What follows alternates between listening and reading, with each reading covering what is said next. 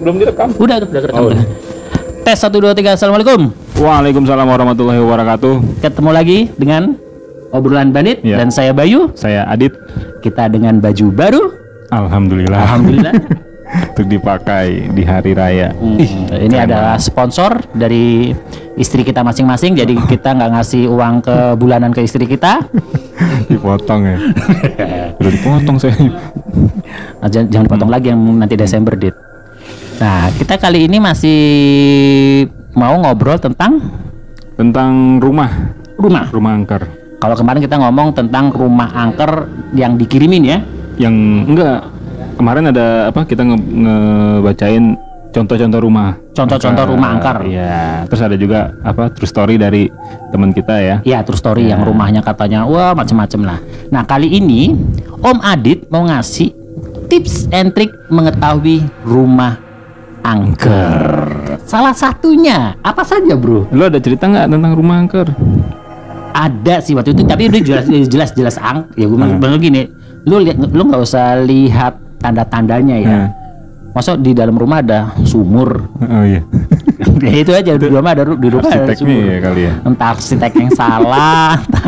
serius ini di Jogja lagi. Jadi pas ceritanya pas gue pulang dari waktu ngasih ilmu itu, gue masuk rumah temen gue, tapi anjir ini kok dalam rumah ada sumur ya, dan di sumur itu sampingnya tuh ada meja makan, kita makan tuh di sampingnya sumur.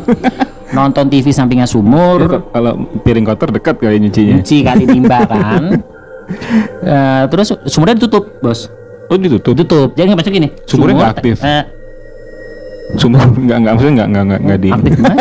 Nggak, maksudnya nggak jadi di apa, udah nggak dipergunakan lagi. Pakai yang pompa. Jadi bukan yang ditimba gitu. Pakai yang pompa. Nah, ini bolong ya? Maksudnya bolong sumur, Pak. Sumur. Nggak, kalau ditutup apa? Ditutupnya apa? Iya, ditutup itu apa, yang tutup sumur yang bulat itu loh. Iya, ditutup kan, bukan buat nimbalin. Orang kota, kita orang kota malah ngerti sumur. Nah, terus pas gue lagi itu gue dibilang, "Baik, tidurnya dalam aja." Cuma gue pikir enggak, gue lagi nonton TV gitu di Jogja, lagi nonton TV. Nanti kalau gue ngantuk gue tidur sini aja. Terus dikasih tahu gue, di sumur ada itu loh, dia bilang gitu. Terus aku sempat nanya, "Putih yang perempuan apa Mr. P?" Gue bilang gitu. Pocong maksud Mr. P jorok ya. Si Poci. Bukan yang hitam, dia bilang gitu. Oh, gender. Gue bilang, wah genderuwo nih. Dan gue agak biasa aja lah gue kalau sama itu. Udah, akhirnya gue tidur situ.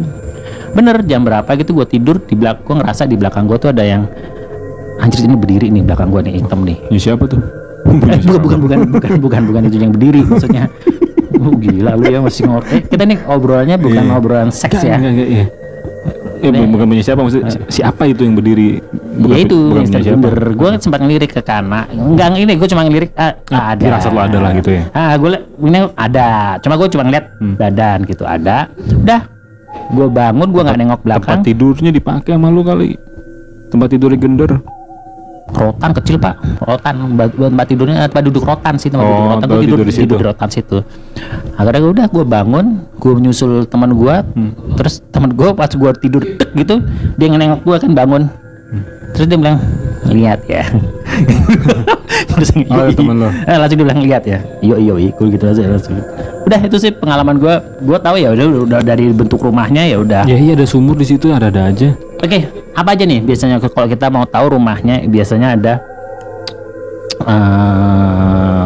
sesuatu ya. Ada sesuatu ya biasanya. 6 cara mengetahui rumah kamu berhantu.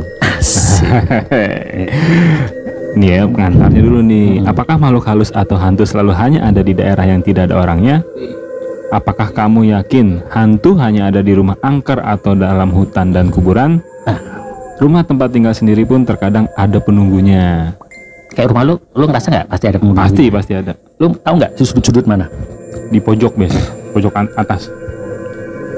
Rumah lu gede apa kecil? Atas. Muat lah pokoknya. Pojok atas mana? Muat lah gua pokoknya. Pojok atas itu mana? Atas kanan, atas kiri atau? Kayak di sudut-sudut gitu, gitu, Pak. Iya. Cicak, Pak. Dan mungkin toke rumah saya. Dan mungkin saja dia sedang berada di dekat kamu. Bagaimana cara mengetahui rumah kamu berhantu? Nah, ikuti petunjuk trik and tipsnya. Nah, ini yang pertama ya. Satu, Perasaan janggal. seperti sekarang Rumah ini. Seperti sekarang Ini kita ini. lagi ada di kediamannya. Salah satu rumah teman kita yang sudah kosong katanya. Kebetulan banyak dia rumahnya ya. Ini Dan salah dia satu mengakui rumah. bahwa iya. Ini lupa loh dia punya rumah ini, lupa. Lupa. Tajir Sultan, Iya, Sultan, lupa Sultan. dia Nanti punya kita rumah undang di- nanti di episode Cinere kedua. ini, lupa dia Kita punya rumah undang ini. nanti. Ada orangnya di situ lagi nanti kita undang dia episode selanjutnya. Dia baru pembersihan. inget saat tadi sore. Wah, gue punya rumah di Cinere. Gue mau lihat gitu. Gue punya rumah sini, gue lihat aja gitu. Masih ada nggak ya gitu? Perabotnya udah. Nah, perasaan janggal ketika berada di rumah membuat perasaan kamu menjadi gelisah, geli-geli, Basah. ya, atau atmosfernya menjadi lebih berat. Maka kemungkinan besar rumah itu tidak bersih. Oke.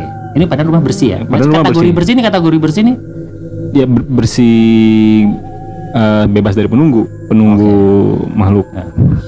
Gue datang sini Halus. tadi Pak, langsung gue sholat. Terus? Maksudnya pengen kenalan, sholat terus gue tadi keliling gue sempat nih ke situ tuh. Ada 2 pohon tuh, Terlihat ya. Terus Kejadian janggal lainnya bisa berupa penurunan suhu yang tiba-tiba di ruangan, ataupun selalu merasa tidak sendirian dan ada yang mengamati walaupun kamu tidak tahu di mana. Oh, maksudnya perubahan suhu dari dingin ke panas? Iya. Tadi gue panas. Ya, emang panas udaranya, bukan masalah panas ini panas. Makanya gue pakai kipas angin. Iya. Itu ya perasaan janggal. Jadi teman-teman kalau misalnya tiba-tiba masuk rumah terus perasaannya janggal, nah itu berarti ada masalah, teman-teman.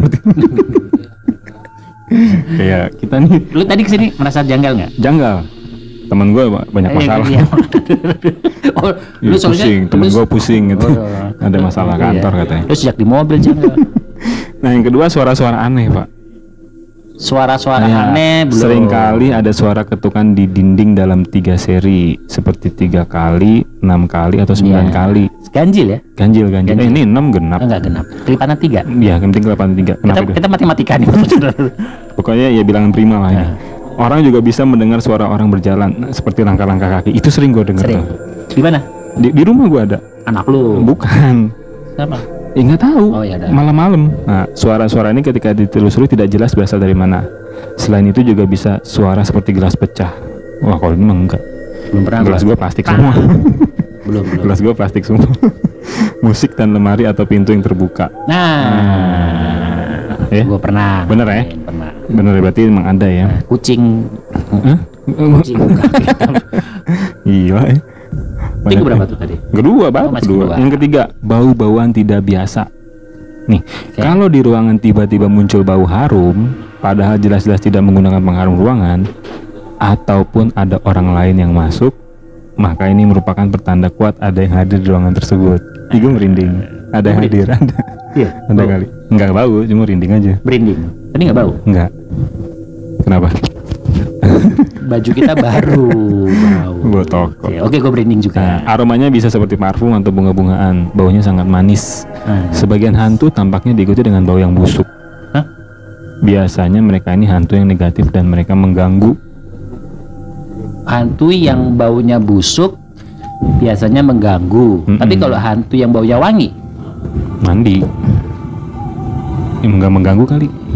nggak mengganggu gitu maksudnya gimana? Kalau wangi Nggak ngerti. berarti nggak mengganggu. Ya mungkin kali. Mengganggu juga kayaknya ya. Ya kali ya. Ya hantu mengganggu nggak mengganggunya gimana sih? Mau bau mau enggak ya mengganggu pasti ganggu. Penting ada lah dia. Terus benda-benda bergerak. Oh nih, bisa berupa barang-barang berpindah tempat dengan sendirinya, padahal tidak ada orang lain.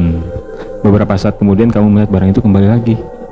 Kadang-kadang yang lebih ekstrim ada barang seperti peralatan makan dari perak yang jatuh gemerincing entah disebabkan apa. Atau batu-batu yang berterbangan di rumah. Waduh, tawuran. Batu-batu. Ini udah ekstrim banget ya kayak gitu. Iya, ini kayaknya udah sampai gerak-gerak Lampu terus-menerus menyala dan padam. Bolam itu. Udah lama kayaknya nggak perlu diganti.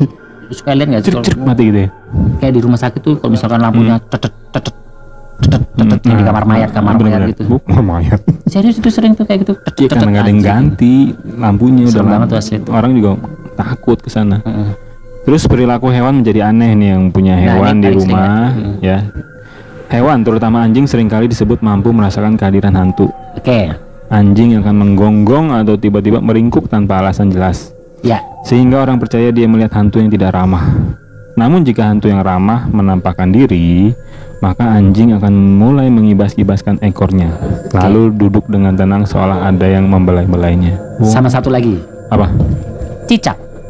Cicak kenapa? Katanya cicak itu menandakan bahwa ada makhluk halus. Itu gue dari waktu di Jogja, cicak, tokek itu udah, kalau ada cicak, tokek bunyi itu menandakan deket-deket situ ada. Oh, bisa menyamar ya? Enggak. Makanya kita kan kalau di Islam bukan kita sunnah loh membunuh cicak. Karena memang metamorfosis dari penampakan setan, makhluk halus. Jadi iya maksudnya nyamar gitu ya. Tokek, ya, anak cicak. Anak ayam ya. Kalau anak ayam bunyi kan apa? Tante Kun biasanya ya. Ada hadir. Selain anjing, kalau ayam gue pernah denger Edit ya. Kalau ayam bunyi itu biasanya bukan makhluk halus, terutama pagi. Justru malam katanya malaikat.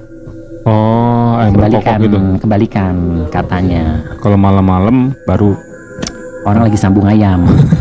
Sambung ayam masih siang kali. Terus yang terakhir nih Pak. Oke. Penampakan. Ini udah pasti ada kalau dia nampakin mah. Ini merupakan pertanda paling pasti dan jelas. Ya iyalah. Jika melihat penampakan, sudah tentunya kamu perlu bantuan profesional untuk menangani. Hire Ghostbuster. Bukti paling meyakinkan bahwa sebuah rumah berhantu adalah jika Anda bisa merekam gambar dari hantu itu. Bahkan merekam suara-suaranya. Oke. Seru ya? Seru ya. Jadi Lalu ada pernah lihat ya? yang tadi gender itu ya? Iya ya. Kalau masalah rumah masuk merinding itu ya sering. Tapi maksudnya dari yang 6 lo sebut itu, kalau benda bergerak gua nggak pernah. Bau harum sering. Suara binatang ya sering. Terus kalau ngeliat ya berapa kali udah pasti udah berapa kali ngeliat. Tapi gue setuju, belum tentu rumah makhluk-makhluk itu tuh kalau nunggu tuh mesti rumahnya jelek atau rumah kosong. Kayak rumah kita itu pasti ada penunggunya. Ya jin itu ya Mas, jin itu. Iya. Oke, sekarang itu panggil aja teman. 6 apa? Tanda-tanda. Nah, sekarang kita akan panggil yang punya rumah ini.